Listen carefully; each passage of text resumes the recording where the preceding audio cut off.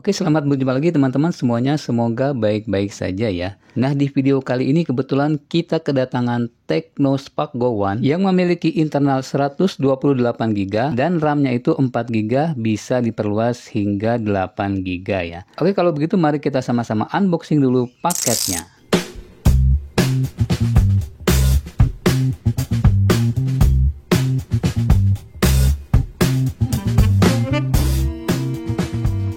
Nah, ini dia penampakan dari box HP Tecno Spark Go One. Wah, ini keren banget ya.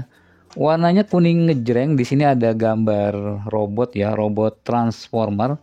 Kerjasama dengan Hasbro ya. Wah, ini untuk anak muda ini cocok ya untuk ABG. Tapi ini aku beli sebenarnya buat orang tua ya. Jadi pesanan orang tua. Ternyata ini boxnya ini sepertinya cocok untuk anak muda malah ini. Tetapi nggak apa-apa ya. Ini kan cuma boxnya saja ya. Isinya kan nggak seperti ini juga ya. Nanti kita cek dalamnya. Oke, di sampingnya ini ada tulisan Smooth Display 120 Hz, 4,5 GB network, dan IP54, jadi lumayan aman untuk terkena cipratan air ya. Kemudian di sampingnya ada tulisan Bumblebee Tecno Spark Go One ya. Mungkin tadi nama karakter dari robotnya itu Bumblebee. Di belakangnya juga ada gambar robot lagi dan ada tulisan Spark Go One. Oke, sekarang aku buka dulu plastik pembungkusnya dan ini adalah box di dalamnya ya.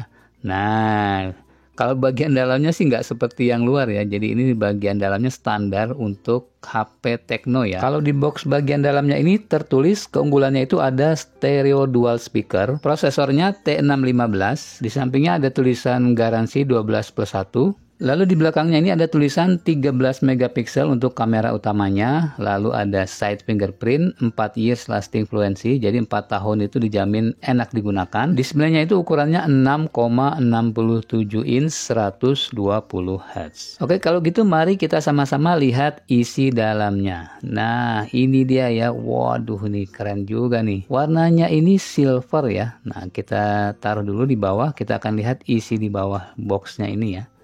Oke, di sini ada tulisan Tecno 12+1 untuk garansi. Lalu kita lihat di bawahnya lagi ada buku panduan ya, petunjuk pengguna. Kemudian di bawahnya ada buku untuk garansi ya. Jadi untuk alamat pada saat kita hendak menggaransikan HP-nya. Lalu di bawahnya ini ada softcase atau apa nih? Jadi ini softcase ya, lumayan tebal dan bening. Kemudian di bagian bawahnya ini ada kabel dan charger. Chargernya ini masih menggunakan 5 volt 2 ampere atau 10 watt, dan di sini sudah menggunakan kabel Type C ya, seperti biasa untuk HP model sekarang itu semuanya rata-rata sudah Type C. Dan ini adalah SIM ejectornya ya.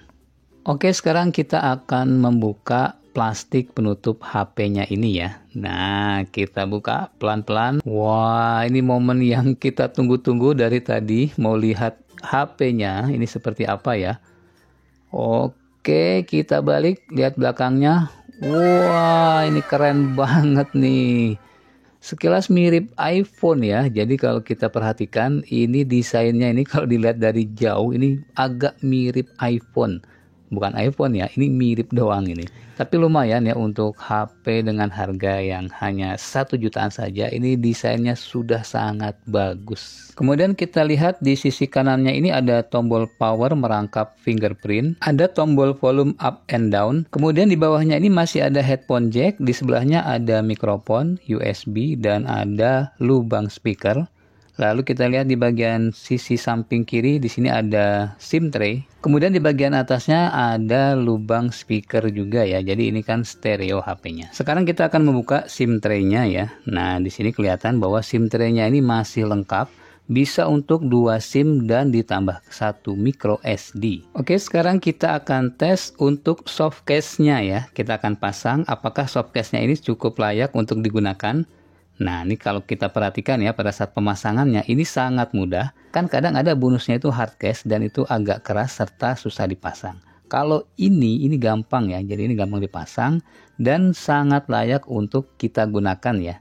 Jadi untuk pengaman sebaiknya softcase-nya dipakai ya, jangan hanya ditaruh saja supaya HP-nya aman dari goresan dan dari benturan. Lubangnya ini juga cukup presisi ya. Nah, ini kalau kita lihat untuk bagian kameranya juga terlindungi supaya kameranya juga tidak terkena benturan ya, jadi aman. Aku sarankan soft case-nya digunakan.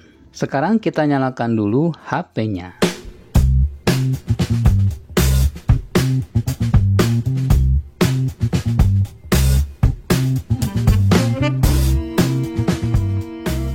Nah, ini dia welcome screen dari iOS 14.0.1 yang ada di HP Tecno Spark Go One.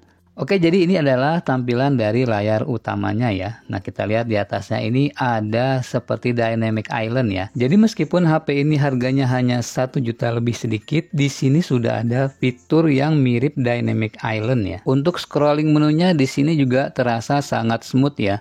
Karena ini sudah mendukung 120 Hz untuk displaynya. Adapun untuk bloatware-nya di sini tidak terlalu banyak ya, dan ini bisa kita hapus juga.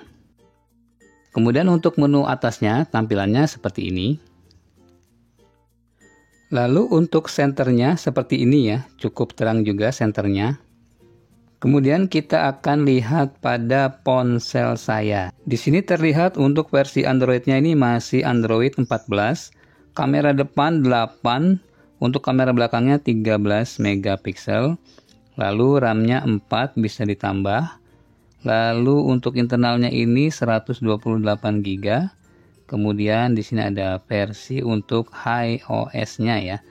Modelnya ini Tecno KL4. Adapun untuk refresh rate-nya, di sini hanya ada 2 pilihan, yaitu untuk penyegaran standar itu 60 Hz dan beralih rasio penyegaran otomatis, yaitu tidak bisa dipilih 120 Hz saja ya.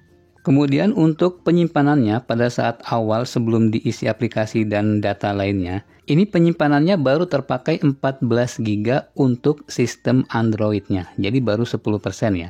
Lumayan lega dan bisa ditambah dengan kartu micro SD. Jadi karena HP ini menggunakan Android Go, maka sistemnya tidak sebesar Android biasa ya, hanya 10% saja untuk sistemnya. Kemudian kita beralih ke device info. Di sini terlihat flash memorinya ini masih menggunakan eMMC ya, karena HP murah, jadi belum pakai UFS. Kemudian tampilan layarnya ini masih 720 ya, tapi lumayan ya supaya irit baterai, dan tampilannya juga masih sangat nyaman untuk kita lihat ya. Kemudian ini adalah hasil jepretan dari kamera Tecno Spark Go One.